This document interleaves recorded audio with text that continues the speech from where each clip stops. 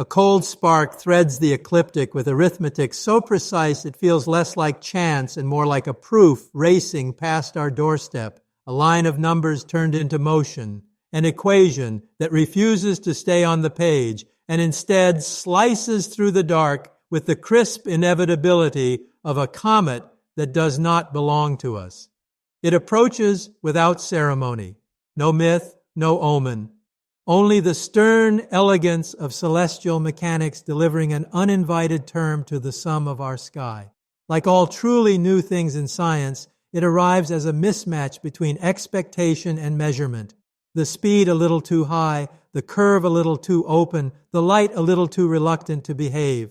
The telescopes whisper their pixelated prayers across continents, and for a heartbeat, the planet resembles a single eye, optical, infrared, radar, each wavelength a different kind of curiosity, all converging on a grain no larger than a city block, maybe a house, maybe a sail, maybe a shard torn from the cold workshop of another sun. Names are the first ladder we lower into the unknown, and so the surveys christen it 3I Atlas, the third interstellar visitor on record. But the syllables feel provisional, like chalk marks laid down by a student who suspects the test is harder than it looks. Some call it a messenger, some a relic, some a probe. And if a probe, then a question wrapped in velocity. Between its aphelion and ours stretches a dialogue in geometry. How close will it come? What does its vector confess? And does it intend anything at all? Intention is a human word. Trajectory is a universal one. We begin where we always begin, in the light, and we promise to follow that light wherever it leads, even if it leads us to a mirror. The catalogs tell a quiet story at first, a minor point brightening against a background of statistical certainty, flagged by an automated watchman that never sleeps and rarely dreams. And yet dreamlike is the only word that feels honest when the orbital fit returns a hyperbolic excess speed that belongs to another neighborhood of the galaxy. The number is not flamboyant, no relativistic streak across the photosphere, just a few kilometers per second past what the sun can cage, but that is enough to make it an exile by birthright. It enters the heliosphere not as a citizen, but as a visitor under no legal obligation to stay.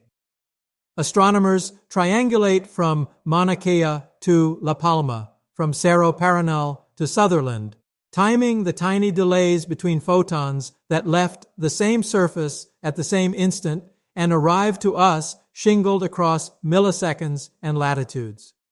The reflexes of the Earth, rotation, parallax, serve as our compass.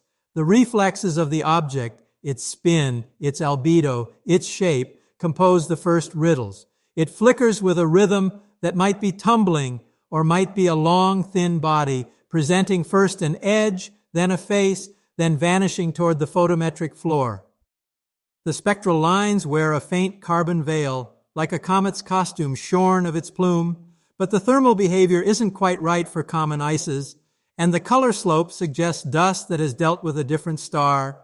We plot it against the local standard of rest, that imaginary calm in the swirl of galactic traffic, and note that its path is not random but plausible, not aligned with any obvious birthplace, and yet not so eccentric as to demand an engine. The world does what worlds do when something new appears. We form committees, spin press releases, and awaken old debates that never truly slept. Is it a thing made by time or by hands? The telescope cannot tell us whether the atoms were persuaded into shape by gravity alone or by intention, but it can tell us how fast the shape is moving and how that motion changes beneath the unblinking grammar of the sun. The early light curve becomes our polygraph. Spin states are inferred, then discarded. Shapes are modeled, then humbled.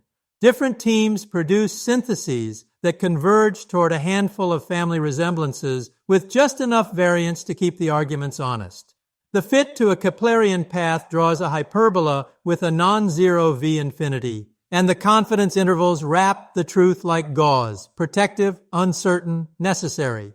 We ask the radiation, what are you bouncing off? What surface takes your energy and returns a fraction to the void with such disciplined subtlety? The answers are provisional because the photons arrive late from a place that cannot answer back in words. Spectroscopy hints at a crust that isn't eager to sublime like a normal comet. Photometry complains that the brightness changes too much for a compact rock.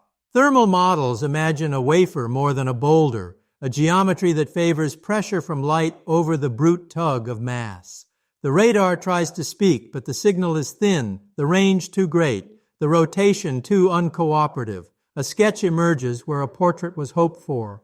Observatories coordinate like orchestras, optical for position, infrared for heat, radio for silence, and the score they read from is thumpsro, e ephemeris, corrected nightly, as new positions adjust the past as much as the future. Our uncertainty ellipses shrink. Our curiosity expands. In the background, engineers perform the mental acrobatics of an intercept that cannot happen in time, sketching launch windows that were missed before we knew they existed, computing delta V budgets as thought experiments, practicing for the next visitor as if practice could rewind the clock on this one. Somewhere, students learn orbital dynamics with a problem set that begins, an object from another star approaches the sun, and ends without an answer key, because the universe has not graded us yet. And then the curve twitches. It is not a theatrical swerve, but a whisper, an acceleration radial from the sun that does not belong to gravity, too small for propulsion as we know it, too persistent for error bars. We have seen this note before, first with the errant paddle of a comet's tail, then with the unsettling grace of a previous interstellar shard that seemed to listen to light. Non-gravitational forces are a respectable category in the physics of wandering ice, but this signature feels tidy in a way that gas normally is not. No visible coma, no detectable outgassing lines, just a pressure that answers to luminosity like a sail. Remembers the wind. The debate becomes a negotiation between chemistry and geometry. Could exotic ices, hydrogen, nitrogen, CO, sublimate invisibly and push without announcing themselves? Perhaps. Could a porous fractal aggregate produce the same cross-sectional stubbornness and fool our mass estimates by orders of magnitude? Possibly. But a wafer-thin aspect ratio would also do the trick, and wafers cross a threshold in human imagination. Nature is generous with slabs and shards, stingy with planes. As the data accumulate, the residuals keep siding with the sun, as if the star itself were the pilot. Error sources are interrogated, calibration drift, catalog bias, atmospheric mischief, and dismissed one by one until the most conservative minds admit that the non-gravitational term is real, whether it is banal or breathtaking. In the discipline of planetary science, humility is not a concession. It is a method. We write down the acceleration and resist the temptation to color it in until the next night's photons vote again. Theories sprout like crystals, each inheriting the angles of the one before. In the naturalist camp rise visions of a comet skeletonized by 1,000 perihelia, a desiccated mantle that vents from pores we cannot see, a meringue of dust so airy it handles sunlight like a leaf on water, a nitrogen berg chipped from a Pluto of some other sun where winters are centuries long. Thermophysical models hold their breath and whisper that such materials could survive if the probabilities are generous and the galactic tides kind. Across the aisle, the technological camp permits itself a different kind of audacity. A light craft composed of thin film and intention, a debris fragment from an ancient solar sail, a probe that explores by osmosis rather than thrust, sipping momentum from the same photons that grow the forests of our world. Neither camp is naive, and either is fully satisfied. The natural explanations demand factories the cosmos rarely runs at scale. The technological ones demand ancestors we have not yet met. Science walks the knife edge between them, weighing not just the fit to data, but the economy of assumptions. We find ourselves repeating a mantra that has saved our discipline from both credulity and cynicism. Extraordinary claims require extraordinary evidence, But so does the insistence that every extraordinary measurement must be noise. It is not sacrilegious to admit that the line between relic and artifact is, at interstellar distance, a statistical line. What matters is that our instruments and minds are sharp enough to trace it without carving our preferences into the cosmos. As if aware of our private wagers, the sky schedules coincidences we are trained not to worship. During one critical week of photometric coverage, a minor solar radio quietude falls across the spectrum, not unusual, not diagnostic, yet perfectly timed to keep one class of observations cleaner and another poorer. A deep space downlink from a distant probe hiccups, the sort of hiccup engineers log and then ignore unless it forms a pattern. It does not. A geometry between Earth, Sun, and the visitor arranges itself so that several planned radar windows close like eyelids at the exact hours we would have attempted an illumination experiment. To a superstitious species, this would be the language of omens. To a scientific one, it is the bookkeeping of bias, the inventory of what we did not see and why. And yet even the careful acknowledge that timing accumulated can influence the mood of an investigation. We resolve to police ourselves, to annotate the record with everything that might later be mistaken for plot. Humans are exceptionally gifted at finding faces in clouds and conspiracies in calendars. The cure is a ledger so thorough that it leaves no room for myth to grow in the cracks. Still, when you stand alone under a rural sky and watch the faint smear that is the Milky Way, you cannot help feeling that the galaxy prefers poetry to prose. Our instruments have no such preference. We are the ones who do. The coincidences are written down, not to prove a case, but to remind ourselves that science, too, has weather.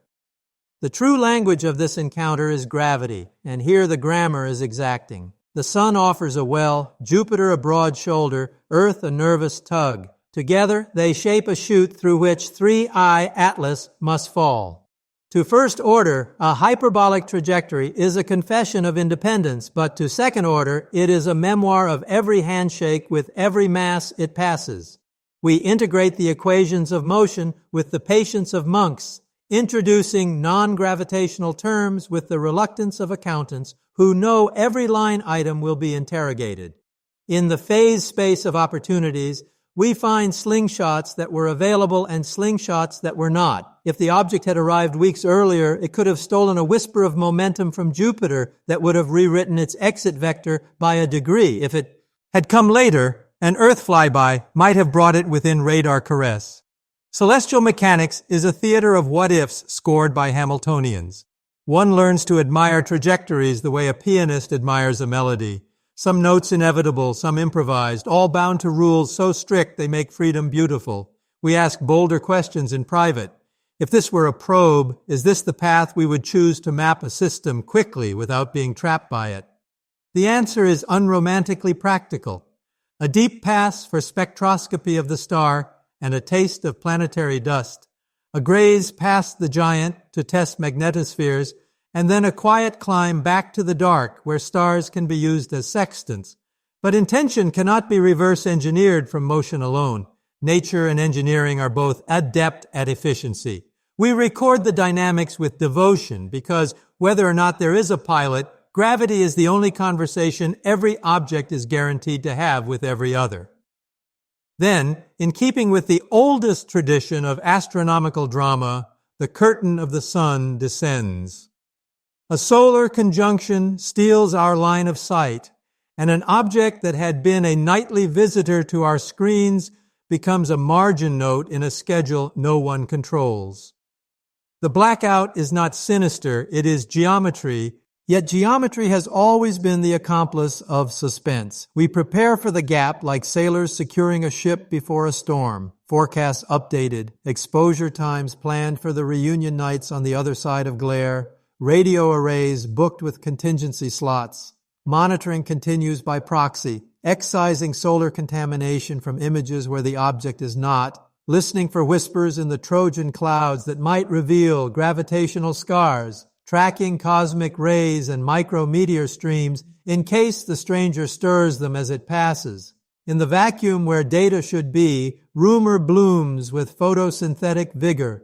Public channels stay measured, which some interpret as silence, and silence, as every scientist learns early, is not absence but bandwidth. Healthy suspicion is aimed in all directions, at instrument teams protecting calibration integrity, at agencies that have learned to underpromise rather than ignite speculation, at theoreticians who have a stake in colder, safer narratives.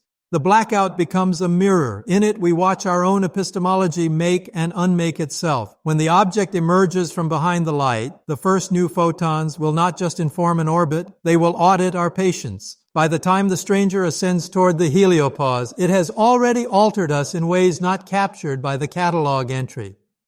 Even a natural shard from a distant star is an education in cosmic manufacturing, a sample return mission conducted without consent. The galaxy flings us a thing and says, read the chemistry.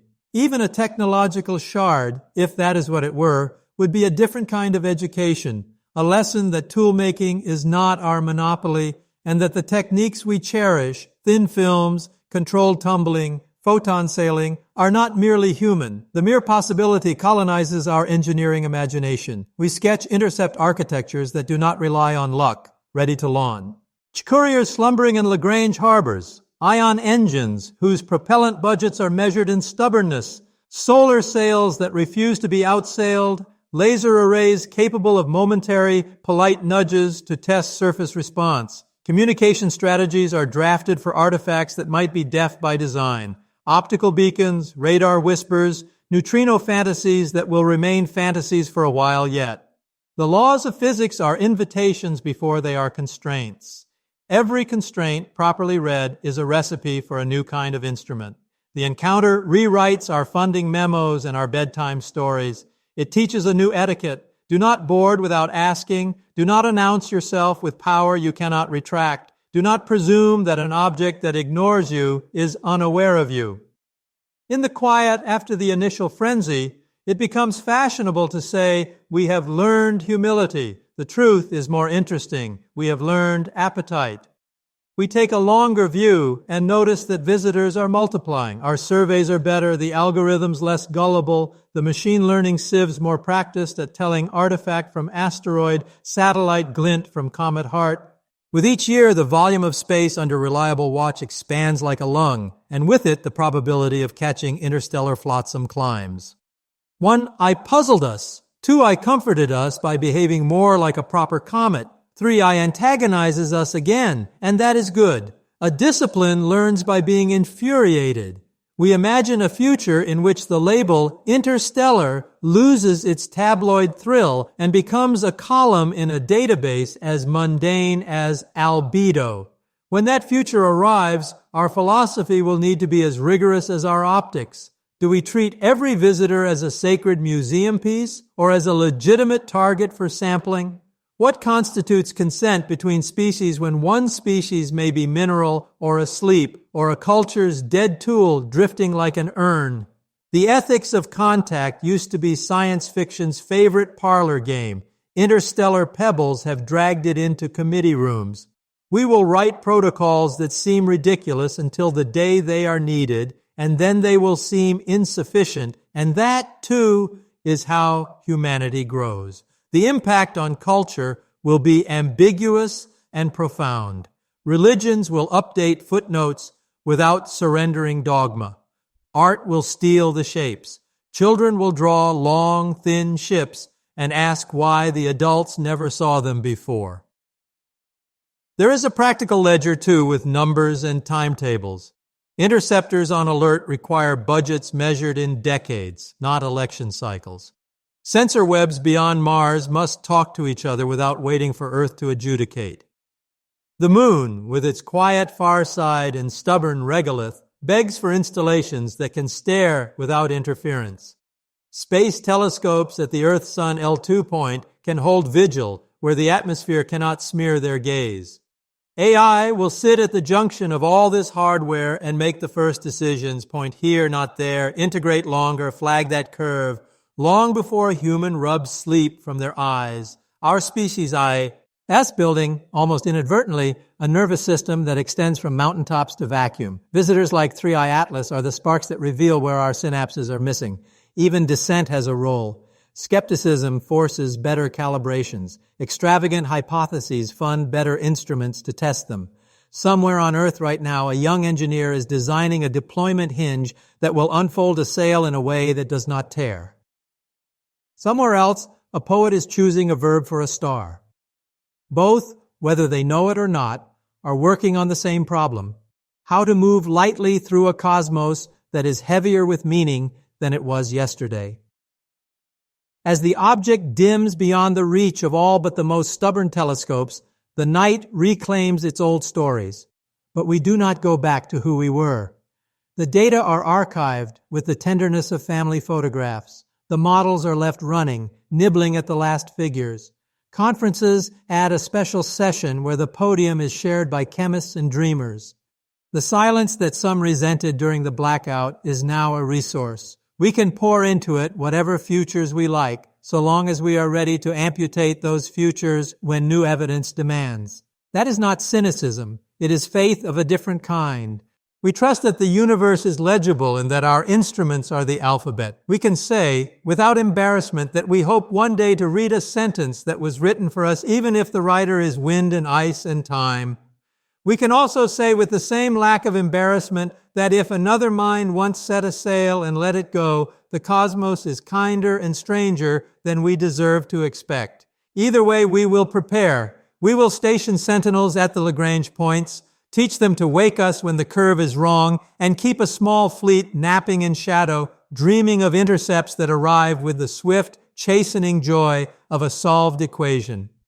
In the end, the most radical thing we can do is refuse to be surprised by the arrival of the new, and then be surprised anyway, and love the feeling, and build a better instrument to catch it next time.